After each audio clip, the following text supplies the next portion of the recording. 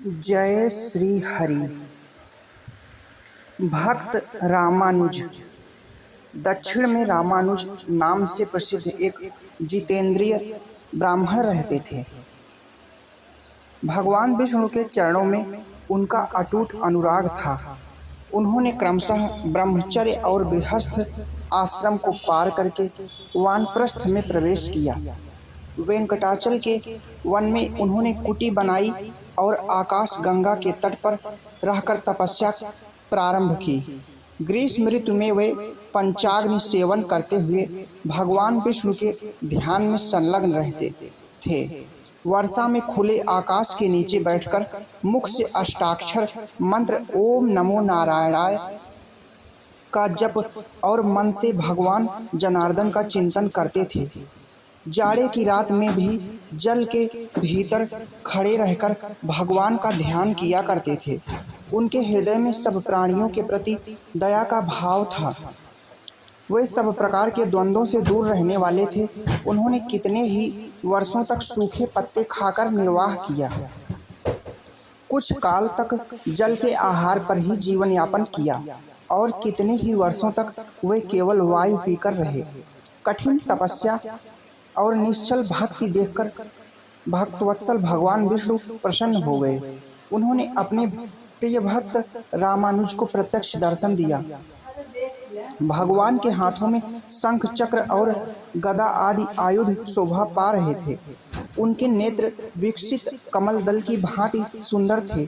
श्री अंगों से कोटि कोटि सूर्यों के समान दिव्य प्रभा बरस रही थी। गरुड़ पर बैठे हुए भगवान के ऊपर छत्र तना हुआ था। पार्षदगण चंवर दुला रहे थे। दिव्य हार, भुजबंध, मुकुट और कंकड़ आदि आभूषण भगवान के अंगों का सुखद संग पाकर स्वयं विभूषित हो रहे थे। विश्वक्सेन सुनंदादि पार्षद उन्हें सब ओर से घेर कर खड़े थे।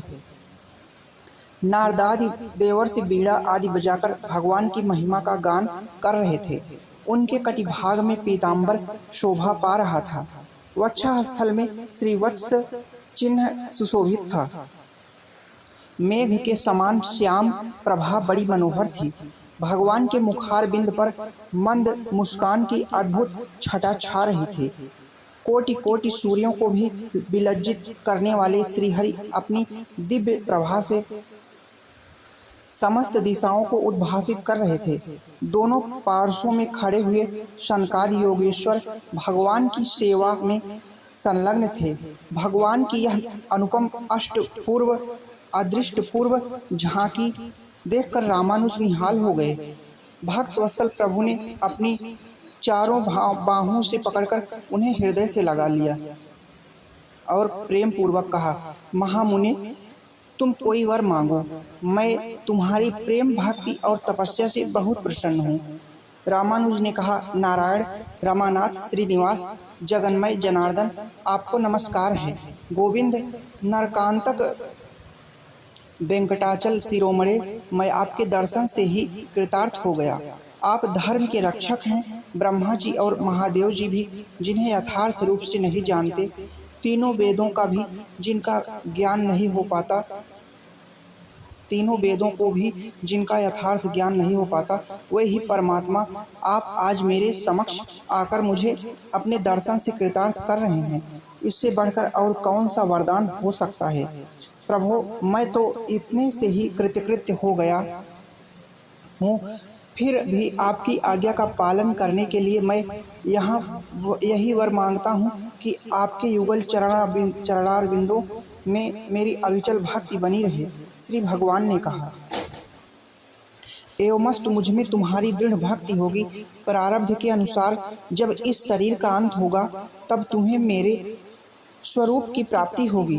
प्रभु का यह वरदान पाकर रामानुज धन्य धन्य हो गए। उन्होंने बड़ी विनय के साथ भगवान से कहा, प्रभु, आपके भक्तों के लक्षण क्या हैं? किस कर्म से उनकी पहचान होती है, यह मैं सुनना चाहता हूँ। भगवान वेंकटेश ने कहा, जो समस्त प्राणियों के हितैषी हैं, जिनमें दूसरों के दोष देखने का स्वभाव नहीं है, जो किसी से भी डाह नहीं रखते और ज्ञानी, निष्पृह तथा शांत चित्त हैं वे श्रेष्ठ भगवत भक्त हैं, जो मन वाणी और क्रिया द्वारा दूसरों को पीड़ा नहीं देते और जिनमें संग्रह करने का स्वभाव नहीं है। उत्तम कथा श्रवण करने में जिनकी सात्विक बुद्धि संलग्न रहती है तथा जो मेरे चरणार बिंदों के भक्त हैं, जो उत्तम मानव माता पिता की सेवा करते हैं, देव पूजा में तत्पर रहते हैं, जो भागवत पूजन के कार्य में सहायक होते हैं और पूजा होती देखकर मन में आनंद मानते हैं, वे भागवत भक्तों में सर्वश्रेष्ठ हैं।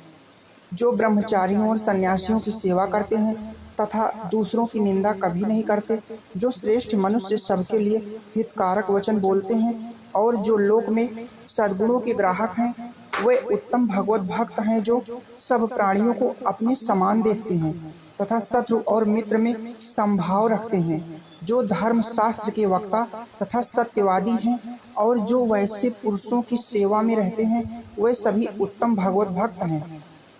दूसरों का अभ्युदय देखकर जो प्रसन्न होते हैं तथा भगवान नामों का कीर्तन करते रहते हैं, जो भगवान के नामों का अभिनंदन करते उन्हें सुनकर अत्यंत हर्ष में भर जाते और संपूर्ण अंगों से रोमांचित हो उठते हैं, जो अपने आश्रमोचित आचार के पालन में तत्पर अतिथियों के पूजक तथा वेदार्थ के वक्ता हैं, वे उत्तम वैष्णव हैं, जो अपने पढ़े हुए शास्त्रों को दूसरों के लिए बतलाते हैं और सर्वत्र गुणों को ग्रहण करने वाले हैं, जो एकादशी का व्रत करते, मेरे लिए सत्कर्मों का अनुष्ठान करते रहते, मुझ में मन लगाते, मेरा भजन करते, मेरे भजन के लिए लालायित रहते तथा सदा मेरे नामों के स्मरण में तत्पर होते हैं, वे उत्तम भगवत भक्त हैं। सद्गुणों की ओर जिनकी स्वाभाविक प्रवृत्ति है, वे सभी श्रेष्ठ भक्त हैं।